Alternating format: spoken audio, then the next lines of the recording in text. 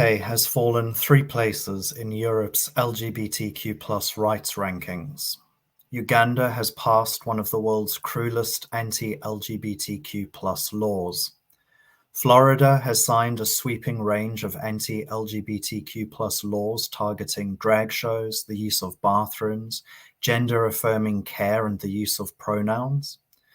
72% of young trans adults have faced verbal abuse over the past year in the UK, and LGBTQ plus asylum seekers face extreme violence in Kenyan refugee camps.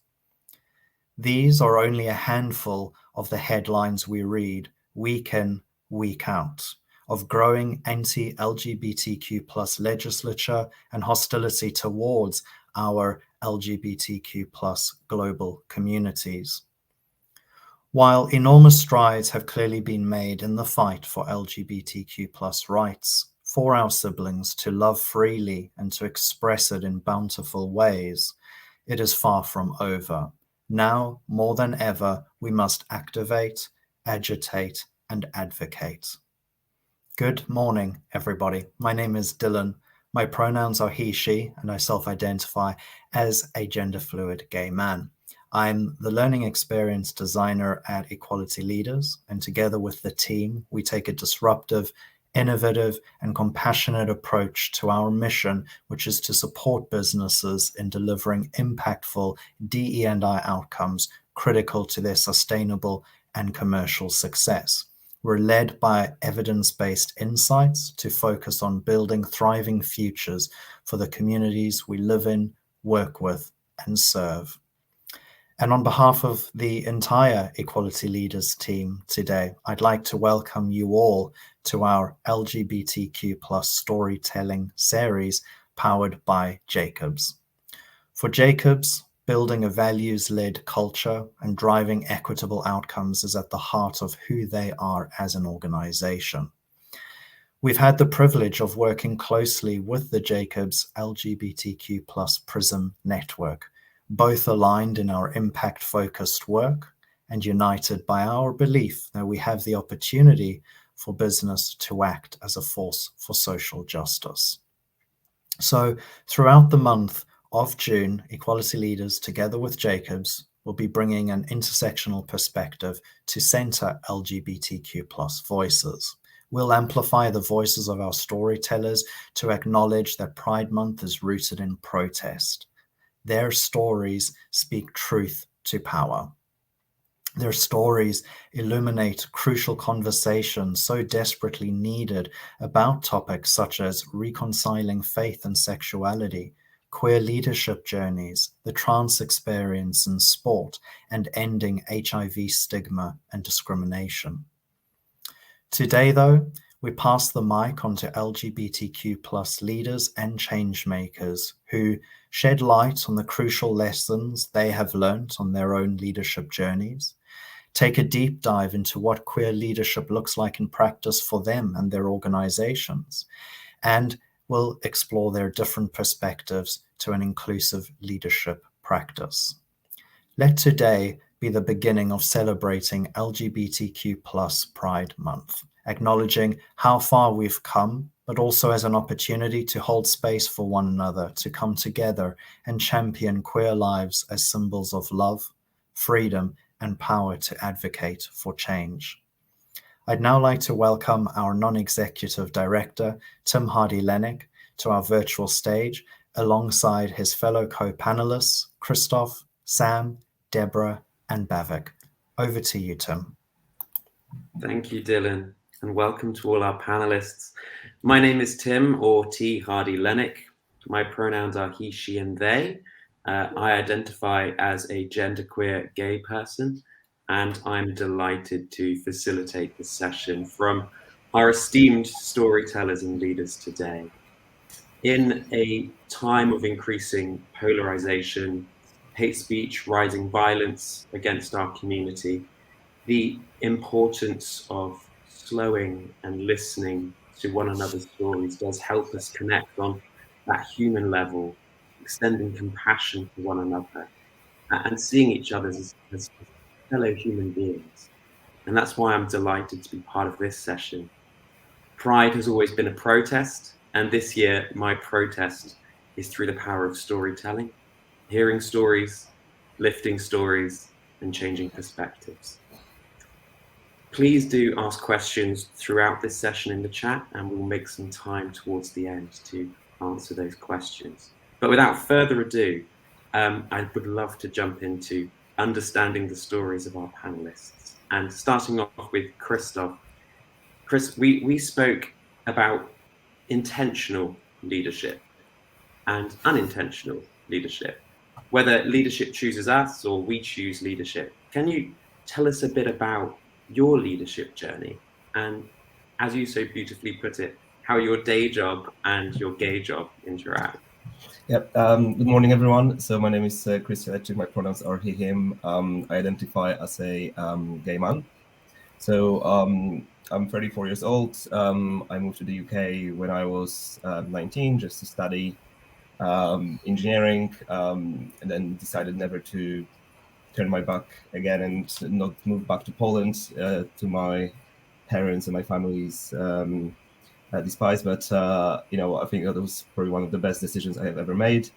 The international, being intentional versus the leadership choosing you was actually quite an interesting story for me because, growing up gay and not being out and not accepting who I was for quite some time, growing up back in Poland, I never had at that time any role models. The queer population was completely absent from the media, from the public conversation that you saw in the news or chat panels, whatever it was. There was nothing or there was no one to look up to, and my parents being in their 50s at the time, again, they haven't met a single gay person in their lives, at least knowingly, gay person in their life. So, I kind of mirrored that behavior when I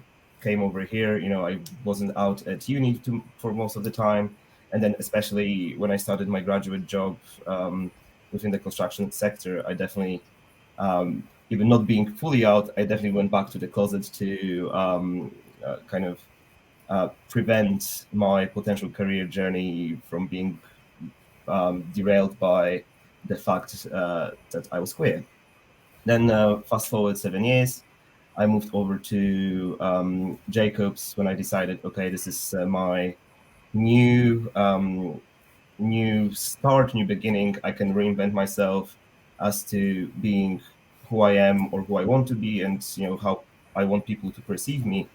So from a closeted gay boy to being an active advocate and leader in the community, that was quite an interesting interesting. If you had asked me 3 years ago if I would be speaking in a panel about leadership queer leadership storytelling, I'll probably laugh in your face and say, "Are you crazy?" I'm not that kind of person.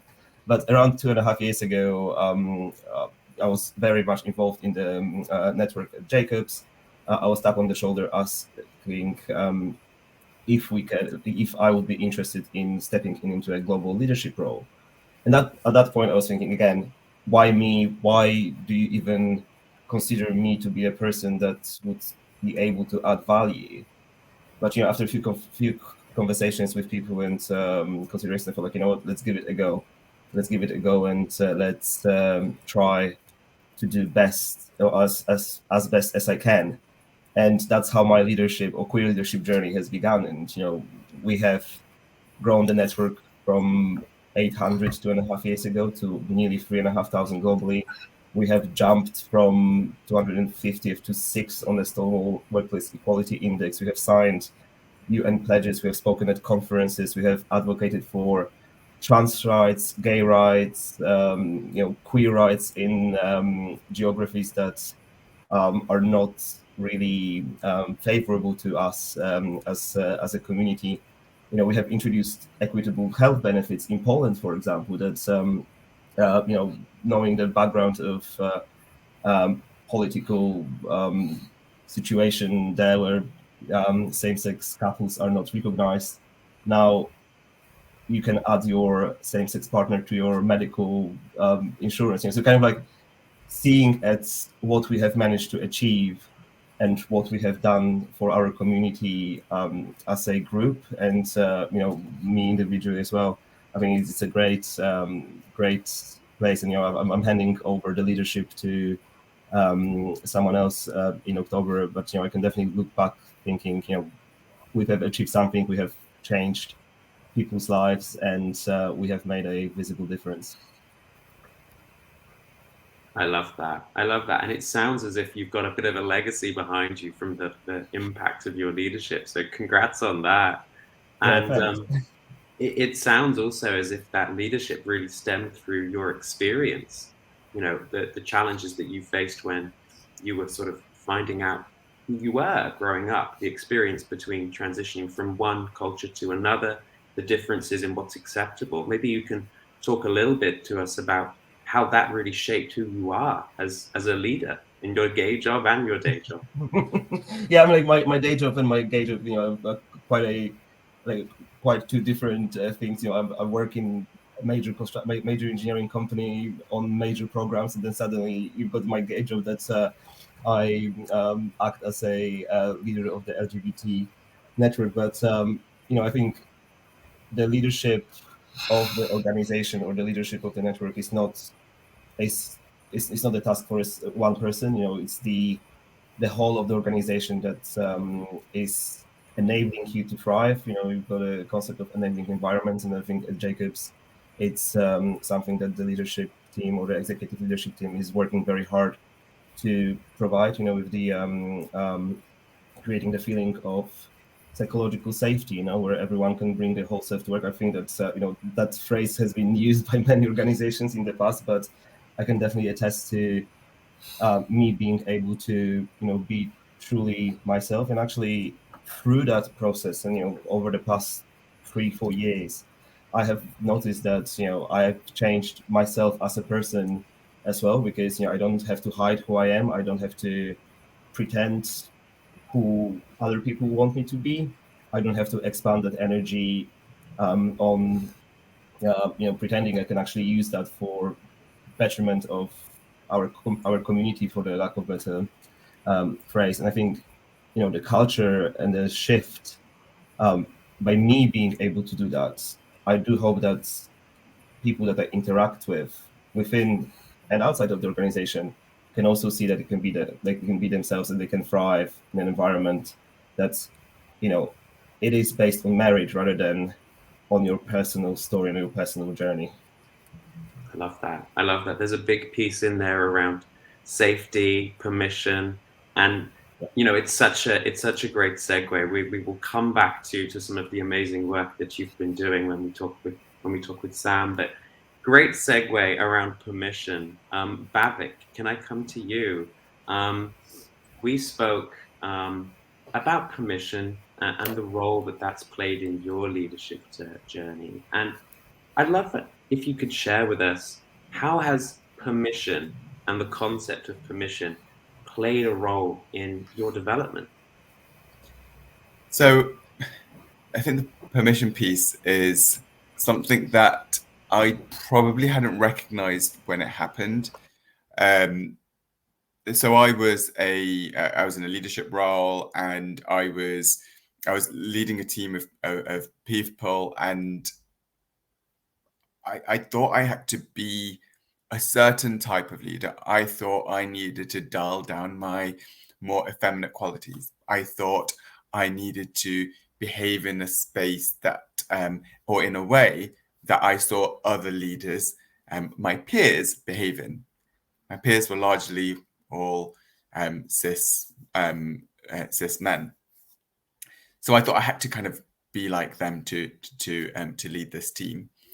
And I remember having a visit from my boss, and I was having a debrief, and he was giving me feedback on that, and him pulling me to the side and saying, "Who was that?" Like totally unsure what he meant, and he said, "That's not Bhavik. That's not the person who I know. That's not the person who I have hired or employed to do this job, you're behaving like someone totally different. I didn't recognize this version of Bavik. And when he explained what he meant, it was everything that I just said, that I was kind of a totally different version of me. I was a version that I thought I needed to be versus being authentically myself. My team knew I'm gay. The team that I led knew that I am gay, but I thought I needed to change my parts of my quality to be a certain type of leader. And him saying to me, Bavik, I gave you this job because you're brilliant as who you are, and everything about who you are is what you bring to the role. And I want you to be that. I need you to be that. I encourage you to be that. I remember hearing that thing and thinking, and I was in my early 20s, realizing, oh, wow, okay, I'm allowed to be that version of Bavik, and maybe a little bit of that version of Bavik that isn't at work, the person who he is outside of work, sorry. And that felt like freedom. It felt like I was given this permission to be me with skill, be me with my authenticity. And we were a pretty successful team, but it was exhausting, it was exhausting. But I put that exhaustion down to the fact that I was putting in lots of hours and the effort that I was putting in. When I was able to kind of drop the act and the way I was behaving to be me, I realized that I was enjoying work more. Our performance excelled to a whole nother level. I mean, we were doing well before, but after that, we were doing even better. And a lot of that was because I had the energy to focus on the people rather than, okay, how do I say this? How do I show up? What do I say? What do I do with my hands? And all of that stuff that I was thinking about that was stopping me being authentically me meant that I was able to put that energy into my team and what the work that we were doing. I think the other, or at least I hope the other piece that helped was they had a much nicer experience. I think I was a bit uptight and hung up and highly strung when I was not trying to be me because of this pressure that a different kind of pressure. I think we also had just a lot more fun. Yes, we delivered more and we performed more, but we just had a lot more fun. Love that. I love that. I mean, as LGBTQIA plus people, we learn early on to do that code switching, changing our behavior, how we express, depending on the situation. And it sounds as if the person who told you, hey, it's okay, you don't need to code switch, was one of those key allies in your own leadership journey. Maybe you can talk to us a little bit about that role of allyship in your journey as well. He absolutely was an ally, and interestingly, my journey from there then went into working with on someone else who he knew really well, and kind of said, "Look, for what you're looking at delivering, Bavik is the right person for this." And then, kind of going on into roles thereafter, those relationships and those allies who really understood me as an individual, who I am and what I can deliver, meant that they were allies and sponsors in what I in my development. They were talking to me about my development, about what I want to do next, kind of pushing me to say, look, you can do this in times when I probably thought I couldn't, and maybe thought, actually, as a gay man, I may not have a space here. I remember going for a role a few years later and wanting the role and really knowing that I can absolutely do it, not knowing the person that I was going to be working for that well. And the allyship from kind of those people early on saying to this hiring manager, that Bavik can do the job and he'll be great for this role. He'll do everything that you need from a direct report. And kind of 6 months into the role, having a development meeting with my then new line manager, saying, Bhavik, I'll be really honest with you. You were by far the strongest candidate, not just on paper, but also within the interview. Bless you, Sam. But he said, I didn't get you. He said, I just didn't get you. I didn't know any gay men. I didn't know any people from the LGBTQ plus community. So I didn't get you. Even though I knew you could do the job, I almost didn't give you the job because of who you are. And I really appreciated that honesty. And he said, 6 months in, I not only I'm really pleased that I have given you this role, but he said, you've enriched my life in so many different ways, in the fact that I'm learning from you as a professional, but learning from you as an individual as well. If it wasn't for those allies and those leaders who recognized kind of me as an individual, I don't think I would have got that job at that time, and therefore possibly wouldn't have been where I am today. That's powerful. That's powerful. And to hear an ally recognizing their own bias there and naming it years later, potentially, super powerful. And what I love about that story is it tells us the impact of inclusion isn't just, unicorns and fluff. It's beautiful. It's beautiful. You allow people to have fun, but also it's commercially successful as well. It makes sense for the business and it makes sense for the person. So I love that story. Sam, can I come to you? I know we spoke about the power of listening and transparency as one of those ways to unlock compassionate leadership and effective leadership. And I know, you bring a lot as a senior leader and sponsor to PRISM, the ERG. Can you share some of your experiences of that power of listening from your own experiences? Sure, and it's lovely to be here. So thank you for inviting me to join the panel. So just a bit of background. Obviously I'm Sam Stevens. My pronouns are she, her. I identify as a lesbian and a woman, and but I'm also a civil engineer and I program director within Jacobs. So it's great to be here. Thank you. In terms of my experience, I'm a sort of child of Section 28. So I grew up where my identity was something that we were taught not to talk about, right? And it was just something that just happened in some ways, right? And I've used the word that we sort of de-identified ourselves in a way that enabled us to just come into the professional environment and it not being part of who we were.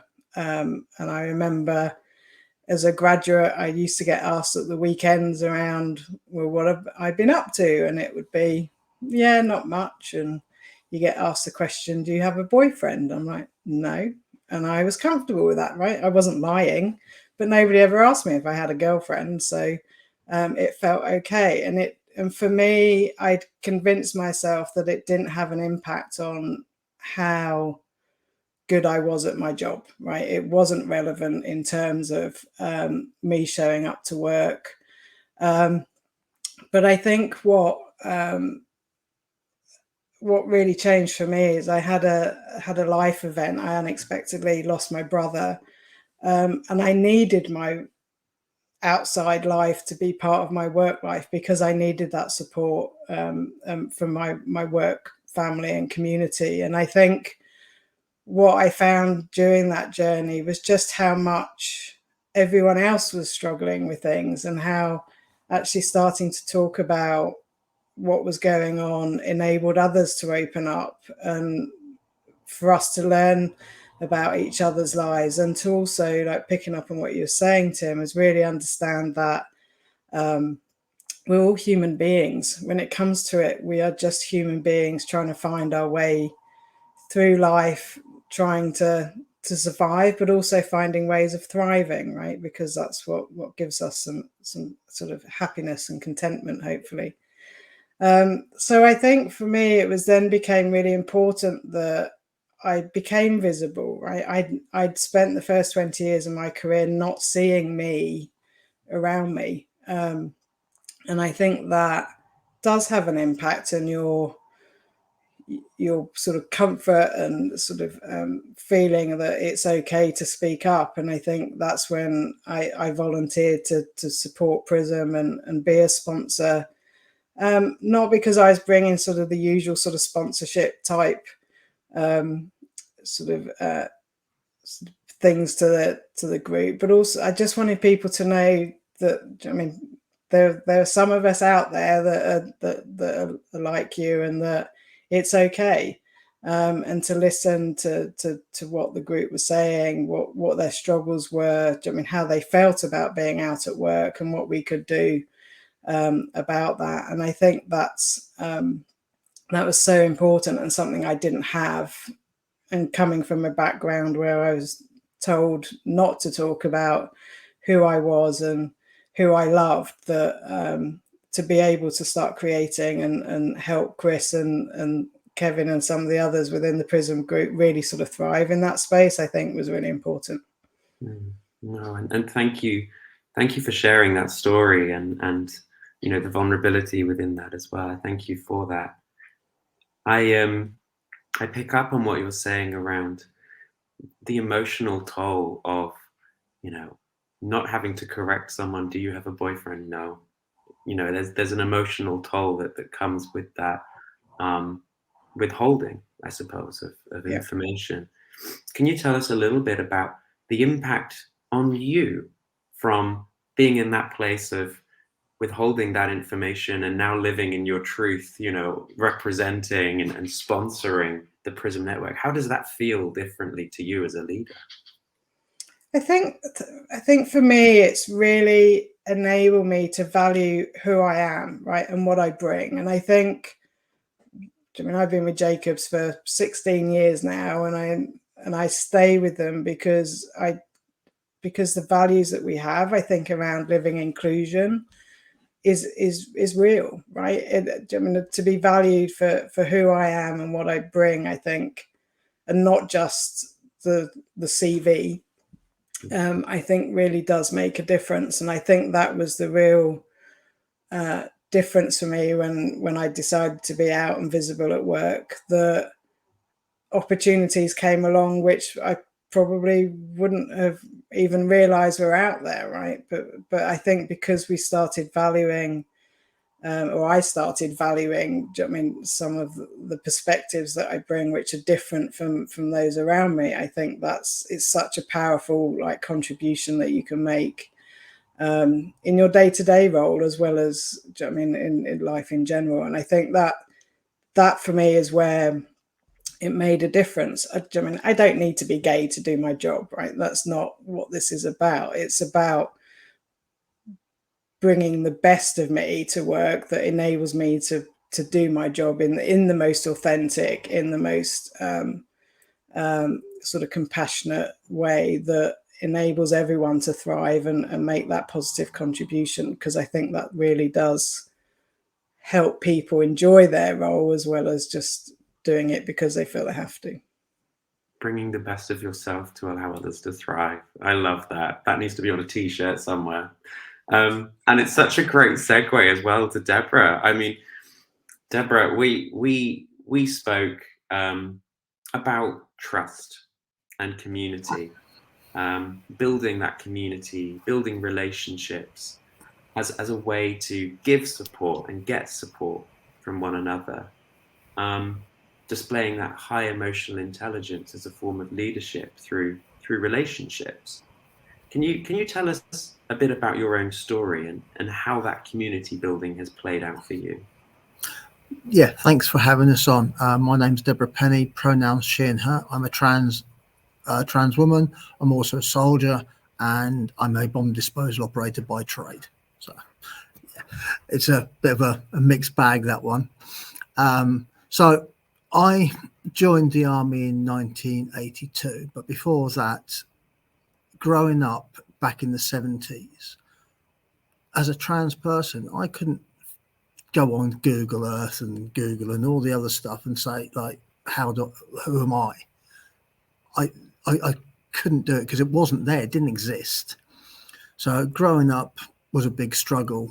I looked a lot like my sister when I was a kid, so I couldn't work out why I wasn't my sister. So that's got my brain all over the place for a start.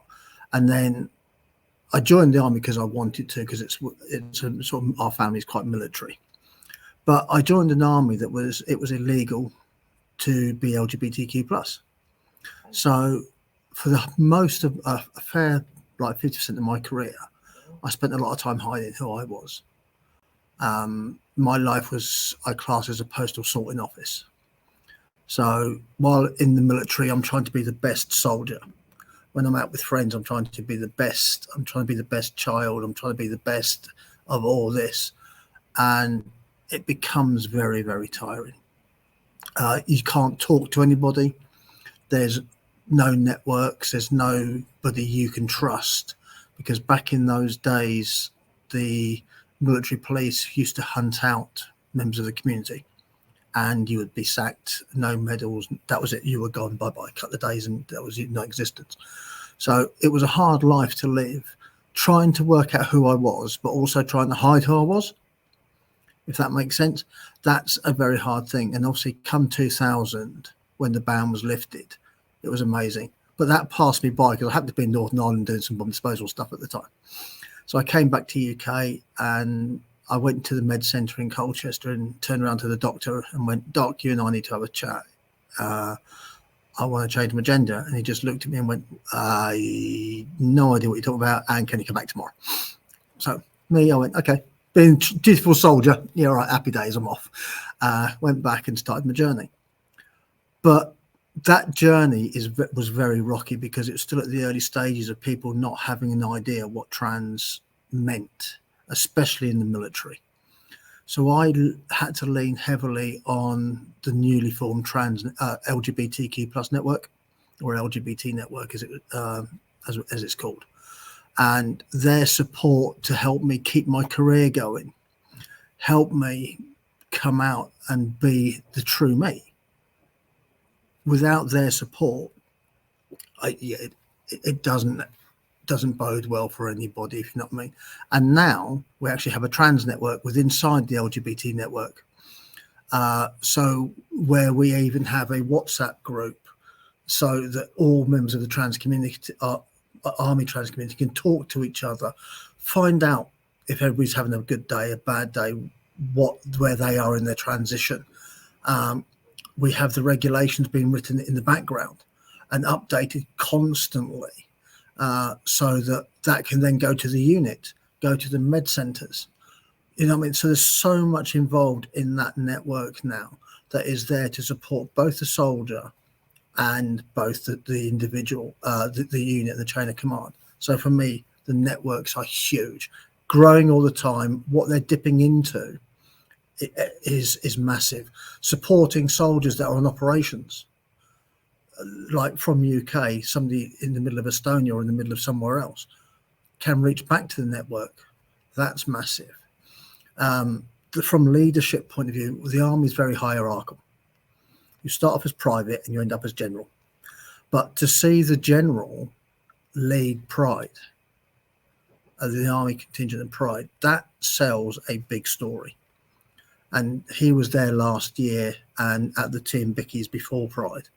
And he came and he talks to soldiers. He doesn't talk to the other officers and generals and all that go. He comes and talks to soldiers. So from a hierarchical space, a network space, a leadership space, that's the man that you want to follow. And that's the leader that you want to be. And for me, as a warrant officer, so I'm middle of the tree. Yes, I got there because I've had good reports, but I've had to rebuild my career from zero because I came out, and I've had to ask for help and support just so that but to be authentic, to be true me, means I can now give 100% to the military, whereas I was giving like 50%, 40%, depending on the day. in Afghanistan, I was the warrant officer for Camp Bastion's ammunition. I was going to meetings where people were actually listening to me. The Sun published a newspaper article where I was in it. The head of theatre troops actually stopped the newspaper being flown out to allow me to be me, just to get on with my day job. That's leadership. That's who I aspire to be, people like that. I think trust is important, and I look at trust in two ways. The first way is everybody's got a mobile phone and you can break it and you buy a new one. But trust, you break trust, it takes forever to rebuild it. It's not a commodity. It's something to be valued. And that's where the networks come in. And that's where the Army is doing really well with allyship, because it has an allies program. As part of the allies program is something we call the active bystanders program, which gives people the tools to be allies properly. And also what we have is we have support for allies. Now, supporting the ally is very important, especially in my view, that an ally is somebody who steps in to help you. That they've stepped in to support me quite a few times, but then they need support because they're taking a lot of courage to get in the way. So they need support. And that was one reason why I went and did my mental health first aiders training, because the route I've been through, I now give back by having that mental health training and being part of the networks. That's my take on leadership. It's giving back as well, allowing people to be open, allowing people to trust you. Try not to break their trust if you're that hierarchical leader, because they need to have their voice as well. And you have to have two ears to listen. You need to listen to them, and you have to have 360 visibility as well. 360 reporting, 360 visibility, 360 hearing, so you can hear what's going on and then you make that decision. But without that, all of those things together, you can't be a decent leader, in my view. Hope that answers it. Oh my goodness. Yeah, I mean, I could listen to you all day. I really could. And I mean, I love what you're saying there around, the power of listening and the power of allyship, particularly that example around your leaders stopping the newspaper being flown out so that you could get on with your role. That sounds like incredible leadership, and a real presence of thought needed to be had in that moment, I suppose, in what is often very high stakes situations requiring, instant decisions. There's a lot of different components in the army. How can leaders, how can allies make space for that kind of presence of thought for someone in their organization? What does an ally need to do to be able to think that way as standard, rather than make time to think that way? I think a leader, an ally, is just being there, just having the understanding of what's going on in the system around the spatial awareness, but giving an ally the tools to be that ally, to know when to step in, to know what's appropriate and how to use it. So we have what we call the 4Ds. So it's direct action, delegation, that distraction type thing. It's not, if they've got those tools, then an ally can use them to their best advantage. That they know when to step in, what's right to step in when it's needed. And half the time, it's like every trans soldier that is on that network has my mobile number. They can dial to me anytime. I've always said that I am open 24 hours a day. If you need to speak to me, I'll be there. Not literally, because we're all over the place. I can't just jump on the flight to Estonia. But I'll be at the end of a WhatsApp message or something like that. And that's opening myself up to them, to support them. But an ally doesn't have to wave the big banner every day of the week. They just need, because they've got those tools, they know when they can step in at the right time. And I think that makes a lot of difference. But also knowing that there is a support network for them. If having that support network for an ally, I think gives them their knowledge as well, that they will be looked after. And that's where that trust comes from as well. And that's important. I love that. It's all that awareness piece, awareness of the situation, awareness of the impact, awareness of the tools at their disposal. Yeah, that's very powerful. And I mean, each of you have incredible stories, and I could probably listen to each of you all day. I won't put you through that because I know how daunting it can be to talk on these things. But I'd love to come to each of you, and whoever wishes to go first, please do. What is the key piece of advice that you would give to our listeners? You know, this is a really polarizing space sometimes. You know, we're seeing, as Dylan mentioned at the beginning, in some cases, regression of our rights. You know, what piece of advice do you give to our listeners, whether they are LGBTQIA plus members of the community, whether they're allies, or whether they're on their journey to allyship? What advice would you give them? I think if we're talking to a LGBT community, I'll probably say, be yourself, be authentic, and don't pretend to be someone who you're not. It might feel daunting at times. It might feel that you might be jeopardizing your career, but you know, from my experience, I wouldn't say that's the case. I know that my experience might be unique or might be different to others. If I'm talking to leaders of organizations, I would say create a culture of caring, allow people to be themselves, allow people to bring their whole selves to work. You know, there's studies, countless of studies that show that people who are themselves are more productive. You know, if you're looking at the business case for inclusion, that's definitely the one. If you look for the ethical case for it, it's just the right thing to do. You know, it's not trying to put people in pigeonholes or boxes. Just let them thrive. You know, whether it's through conversations, whether it's through you know, allowing them to, you know, wear nails or dress flamboyantly. You know, it doesn't matter what it is. It doesn't matter in which way it manifests, but create that culture of caring within your organization, and you know, the results would follow. Be yourself and create the culture of caring. Love that.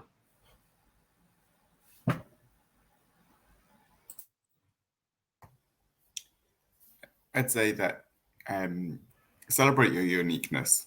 Kind of your uniqueness and who you are is your superpower.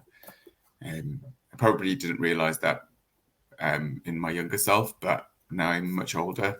I see that. I love the fact that the things that make me who I am, I love every part of that, or at least most parts of that.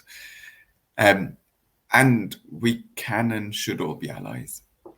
The allyship doesn't kind of sit outside of the LGBTQ plus community.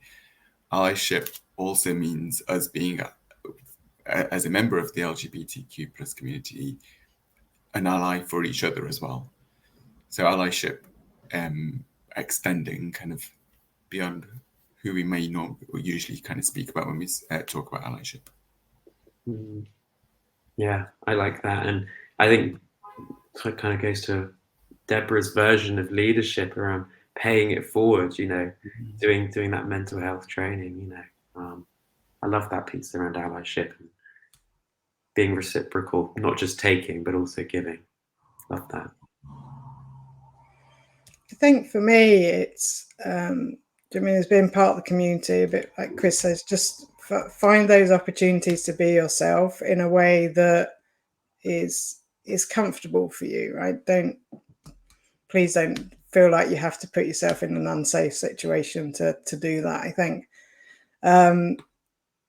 I think for everyone is just, let's be allies for each other, right? I had an incredible conversation with my boss around him not understanding what it's like to be me, but I don't understand what it's like to be him either, right? So by sharing stories and by listening to each other, I think we just bring a level of empathy and compassion to our work that we wouldn't do otherwise. And I think once we realize that we're just allies to each other's at a human level, then I think and educate yourself around what that maybe means. I think that would be my advice, is just learn, listen, and know that, I mean, 99% of the time people turn up with positive intent. And so although we talk about pride as a protest, I think it's also sometimes I think pride is about being open and breaking into some of that more peaceful conversation and not just being about protesting in a way that creates some of those barriers. Yeah, no, I love that. The protest of listening is quite a powerful protest, isn't it? The protest of listening, the protest of hearing. What you're saying around empathy, I think, is so powerful there. If we were in some kind of debate, I'd second it. So I really love that.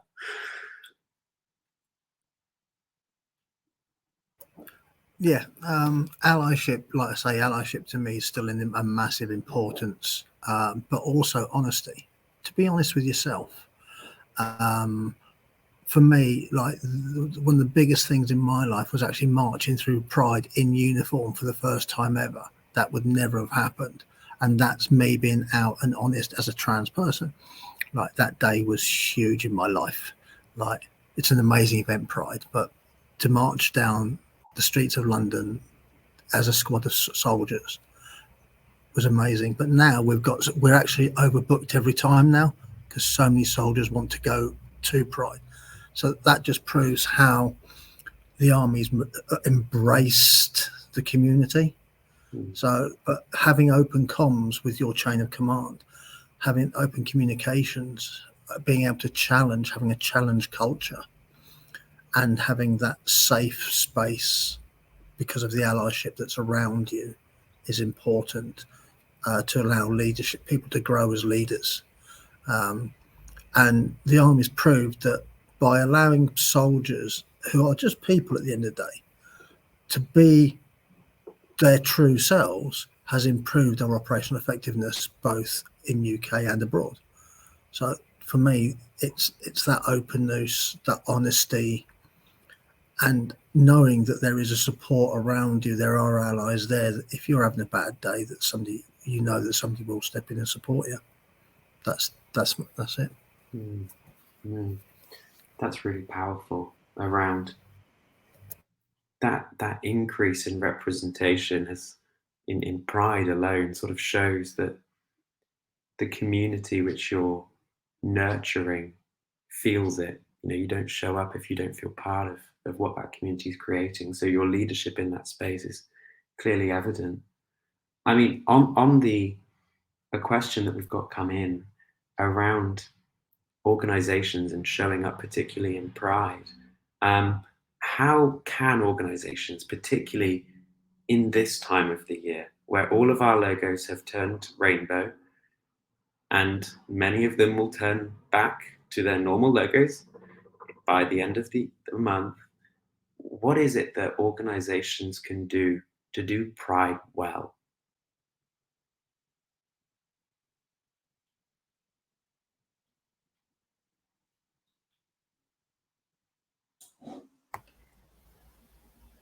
I think for me is use Pride as the month to celebrate what you do the rest of the year. Don't use it as a tagline for a month, like you say, and then go back. I think you use it as a way of communicating, engaging with folks around what you do, and I think then that for me feels like you're walking the walk rather than just talking the talk once a year. So that's what I would encourage organizations to do in that space. Speaking with integrity, love that. Bhavik, I can see you've got a thought brewing.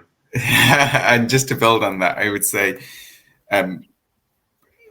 it's kind of that visibility is so important, and whether it's Pride or any other time when you can spotlight a community, use that opportunity to give voice to that group of people, because yes, we can share the voices and we can share our experiences, but listening to Deborah talking about kind of visibility, there may be someone who may have missed something, but actually during Pride Month will have seen that, hey, actually, there is somebody who looks like them, that somebody who is like them in this organization, which means that, hey, I could be in that position in the future too.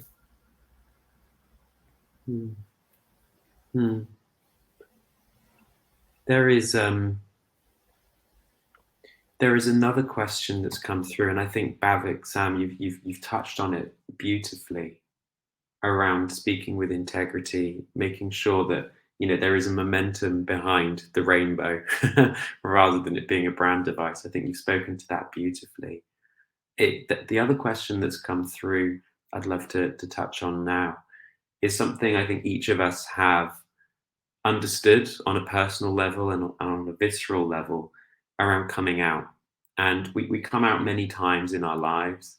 The person that's written this says that coming out is almost a rite of passage, something one must do to live loudly and proudly, and be welcomed into the community with open arms. But we need to recognize this narrative can be harmful and inherently exclusionary. What are your thoughts and perspectives on this? I think that coming out is such a personal process, and every single person is living through that process differently and have a different approach to it. Like from my personal perspective, like while I'm very out and about, living my professional life and my personal life in the UK, half of my family back in Poland doesn't know I'm queer, and that's not necessarily my personal choice, but that was at request of my parents, because their thinking was like, oh, you are living abroad and we'll have to deal with the consequences. But I don't really agree that it's an exclusionary process. I think the community has moved on to allow everyone to do it in their own time, in their own pace, in their own way. I don't think that there is a requirement to come out to be a member of the community, especially seeing how embracing the community has become in the past few years and how much we became allied to each other, and fighting for each other's cause. So yeah, I don't think it's a requirement. I think it's a personal choice. Whether it's useful, I think it might be for a lot of people that are still not sure about their sexuality and not sure about their personal journey, to see the visible queer people in the businesses so that people can look up to someone that sound like them or look like them or might behave like them, and for them to see, okay, it's okay, but it is a personal journey, and I would never ever force someone to be out or to out themselves in a public forum if they don't feel comfortable with that. Coming out, as Chris has said, is a very personal thing, especially if you're trans in this current climate. I quite often have to come out every time. Sometimes when I pick up the phone, people go, "Oh, we don't believe you are who you are."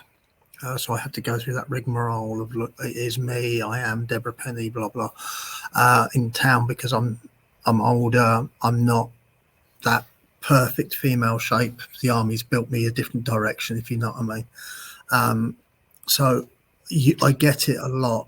So it gets very tiring. And my missus is my support when we're out, but she doesn't see half of what goes on in that space. But I would never force somebody to come out if they didn't want to. But I would say to them, find that one person that you can trust and have that conversation and take it at your pace. Don't rush it. It will happen as it did for myself. I got banned from going home by my parents because I came out and they couldn't handle it. It's a very personal journey, and it needs to be taken at that individual's pace, but always try and find that one person that you can trust to have that conversation with, and that will be with you for it.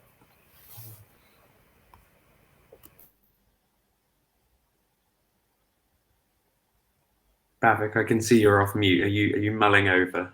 Yeah, it is really it is absolutely personal, and I would just say, just please be supportive and compassionate if someone shares something so personal with you and comes out to you, and if you don't know what to say, say that. That's okay, because but knowing that they have you as support is really important. And because they've shared that with you, that doesn't become your permission to share that with others. It's important that it's the individual who owns that story, and they will share this with others when they're ready to.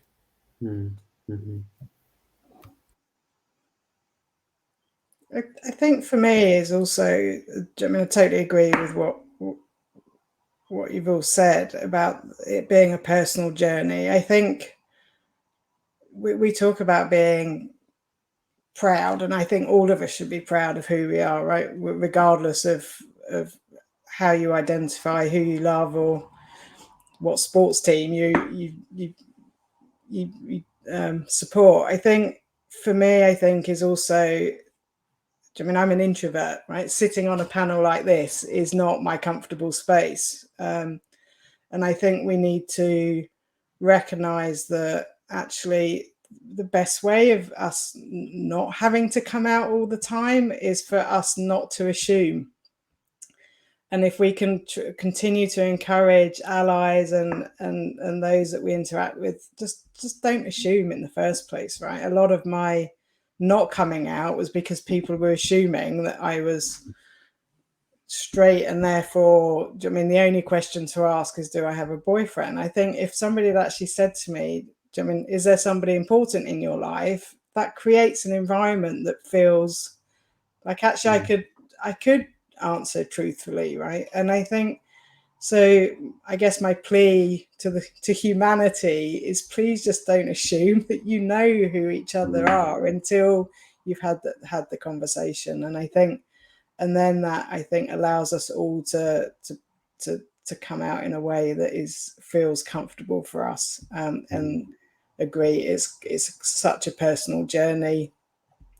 That yeah, I think the only way that we're really going to crack that nut is if we can create an environment where we don't assume. I love the plea to humanity. That's powerful. I love that.